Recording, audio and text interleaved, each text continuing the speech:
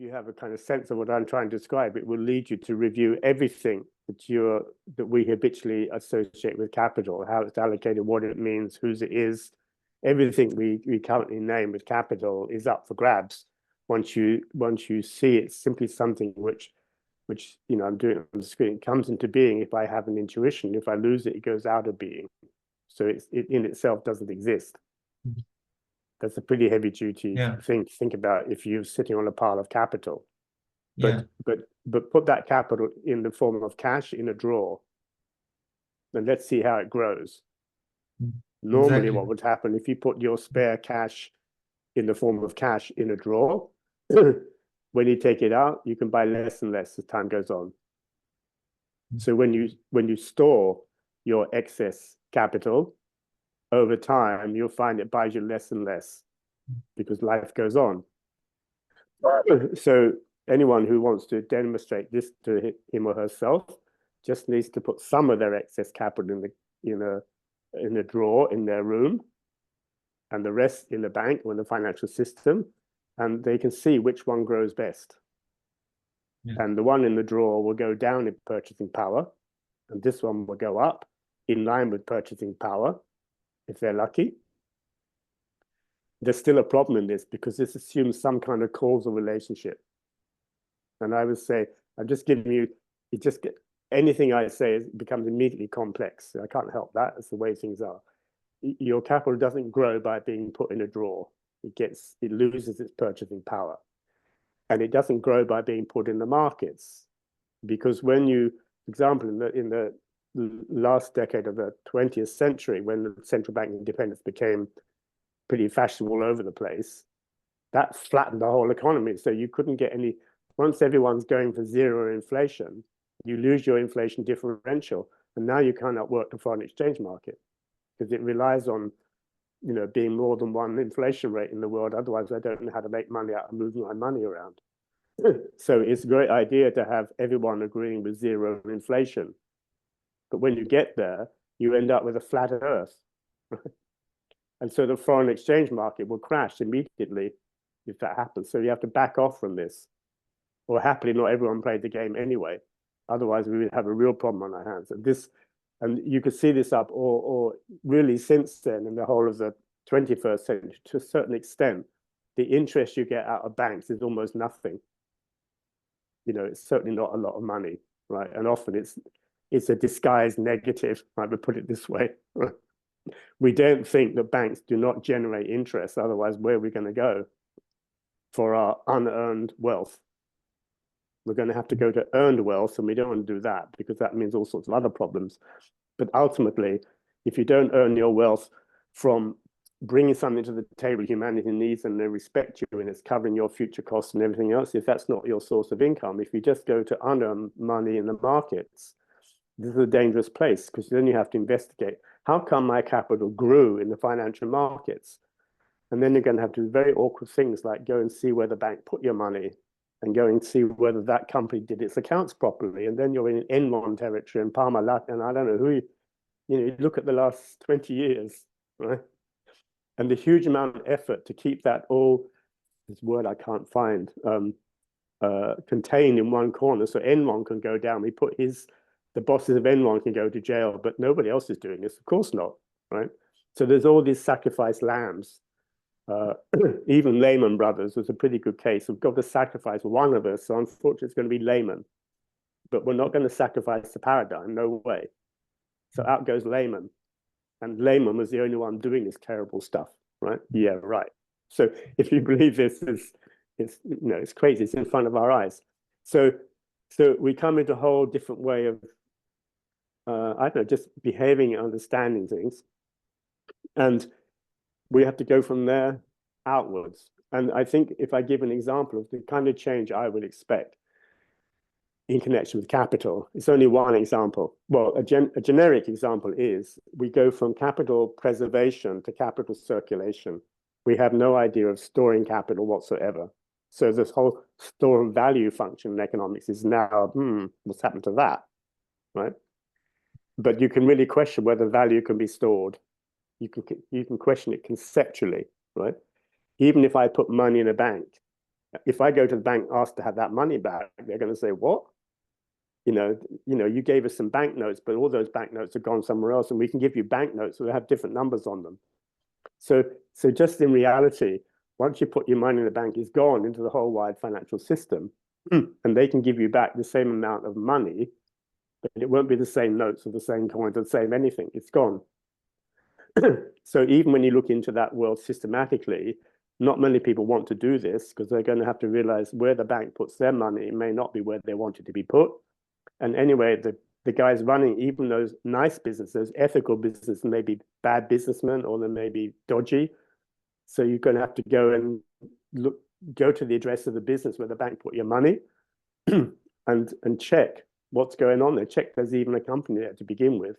It's such a mess that people they know this instinctively, and people are not constructed to take on the mess of the universe. They're just not. So they stay away from it.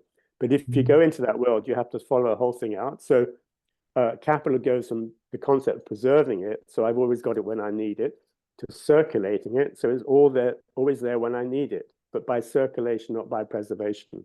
It doesn't mean it's not going to be there when you need it. It's just whether you achieve this by preserving it, hanging on to it, or letting it go around the universe and come back. It's the end result is the same, you might say, but the way of getting there has to change. The preservation of capital is understandable. In order to become, to this nadir point, in order to become self-centered, self-aware, democratic individuals, you could say we had to achieve the preservation of capital that go together. But when we wake up or get beyond this, we will never have the concept of preserving capital. Our first thing will be to identify the capital I need, and any excess will immediately go back into humanity's pool of liquidity. So already I have to identify what of the capital in my balance sheet needs to stay with me, and what do I release to humanity's liquidity. Even there, I'm going to do the allocation. I'm going to say how much of my capital needs to stay with my company for further development, whatever my argument I may be. But even when I've done that, there's always going to be more capital than my business needs. And this simply has to fly away back into the universe of humanity's liquidity. And I have to be the agent of this, not put it in the banks and say it's actually on my balance sheet as a reserve. It's gone, disappeared. I transferred to some lady up in the Andes, and I'll never see this money again. And then you can go up to the Andes and see what happened to that person's life, how it changed, how she had huge self-confidence, how she became out of the grip of the IMF, all the things that happen when this happens. You could, if you've got the energy, you can go and see how this economy works. But if I give a very technical example, right in the middle of this financial system, I once had a lady called me up, and she wanted me to come give a course on financial literacy, and I didn't know who she was or anything. And so we had a Skype meeting just to get to know one another. And the kind of question she was asking, I was used to new agey people asking these questions. I didn't understand what her problem was with the capitalist system and why she wanted me to come and give a seminar about this. So we got into this, and then we got into the discussion of risk. And it turned out that she was a risk manager, I think, for one of the world's biggest banks. And I said, oh, we just misunderstand risk. What you're talking about is the risk your bank will lose its preserved capital if it lends to someone and doesn't get it back. So of course you have to build this into your pricing. This is every 1 in 20 we won't get back. So this is venture capital financing. We build this into the cost of doing business. So it's not in that sense a problem. But I said what you're looking at is the risk that your capital, which you preserved, will not come back to you, will leak away. And I get that, but my image of risk is not that. And my image of risk in the future is not that. My image of risk is you've lent some money to an entrepreneur for this great scheme he said he wanted it for, or she said she wanted it for. And in her proposal, she said she will be able to pay you back in year 5. As it turns out, it's not going to happen until year 6. And you're just saying, okay, we take a picture of your balance sheet, you owe us the money, we bankrupt you. So the risk for me is a risk the person who's using the capital hasn't use of it at the critical moment in their biography. because then what they were bringing to the table will never come to the table. And in the discussion, I thought this was a nice piece of slick science. And then she went totally silent, and then she started crying. And I didn't know what was going on. I said, what have I said? Because I thought this was just fascinating, high-level financial, what's risk in the future? And she said, I'm just processing my shame of having thought of the other kind of risk and having been responsible for it for 10 years. So I like telling that story, not because of, because it's very emblematic of, I'm not criticizing anyone, and I'm not wanting to sound clever, but once we're inside this box, it's not explicable to us what's going on, but we have no other language. If the only thing we ever go to is a business school, or we ever read The Economist, or all these things which keep the tropes going, until we come out of that, and if you're working as a risk manager in a very serious World Bank, you come out of that at risk of not only no promotion, but you'll be sidelined for when the next cull happens, you're on the list. You won't even get a candle lit in your case, because you're not telling you're not keeping the trope going. We can feel it in your language. We can feel your doubt in the trope. So you're out the first available moment. And many people, I've had people ring me up saying this is going on, and therefore they're going to reinforce the trope rather than lose their job. So this is all she was having to process. Well, if you have this kind of image of circulating capital, and it only grows if someone else gets hold of it and brings it back to life again, in fact, it dies into this initiative, and then it comes back again. That is how growth of capital happens. It's no growth at all. It's died into someone's initiative, and luckily, it was the kind of capital was a match for what they wanted to do. Meaning, if they say they wanted for 5 years, but then they need it for 10, then you extend it to 10. You don't just say, okay, penalties start applying and all this kind of stuff, right? You can see this. This is how Greece was wrecked. This is how Argentina was wrecked by the insistence on preserving capital at the expense of the entire innovative life of the country. And where does the future economy come from? Not out of lumps of capital stuck in a bank somewhere, but out of underwriting the future initiatives of the economy, which are going to create jobs and all the rest of it. So, it's so, I don't know how to manage this whole problem, but even on that level, sophisticated people know the trope has to change. Even if it's just, it has to stop being a trope in the first place. So I'm not sure you can go from one trope to a better trope, but at least in trying to do that, you see that qualitatively, to understand something like capital, we can never arrive at the idea that it's an asset or a commodity.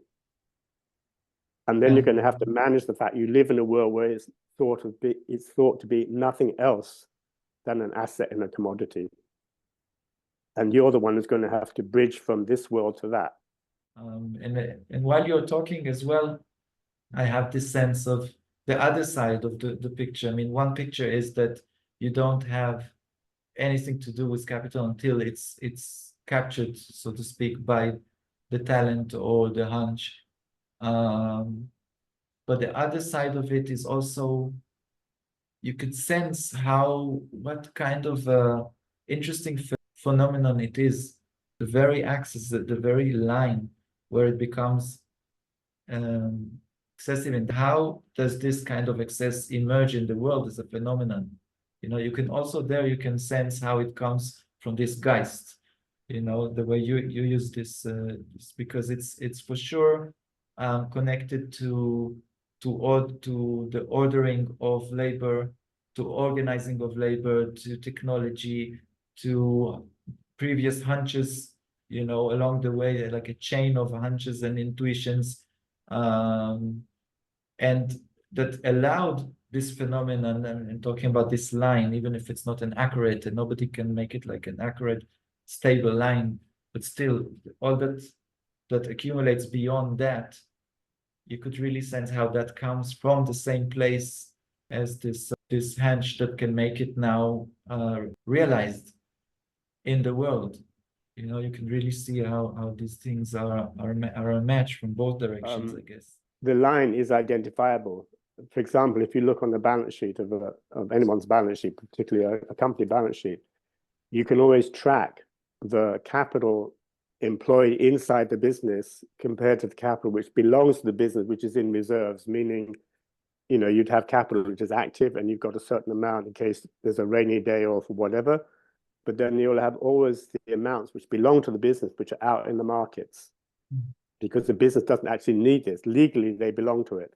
Yeah. But strictly speaking, you can put a line around this. I often do it when I analyze a balance sheet to say within your balance sheet, there are two balance sheets. There's a balance sheet of your company, of your activity, the core business that you claim you're doing. And there's a balance sheet of your company as a financial institution. No company cannot be separated. So that's a very sharp line that can be drawn. You can even move the assets from one to the other and the liabilities and so on. So this line can be drawn very, very precisely.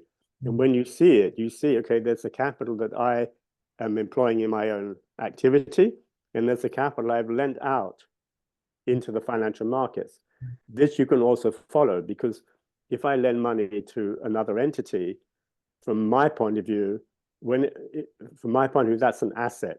So I have $1 million lent to you, and I just need to come and look at your accounts, and I will see $1 million as a liability to me. Yeah. And so the line can be drawn very precisely by analyzing the capital in a company from the capital of the company which is employed in other companies that it can't see. And you can also, through the same analysis, you can go and see the balance sheet of everybody you've invested in, and then you go on both sides of the transaction. And this is very fundamental to financial literacy. You will never moralize about such a thing. Your question will always go into the fundamentals. So, like, you know, if I lend you $1 million and I don't know who you are and I don't want to know, I go to sleep, and I hope whoever you are and whoever lent you the money knows what they're doing, because I'm counting on this.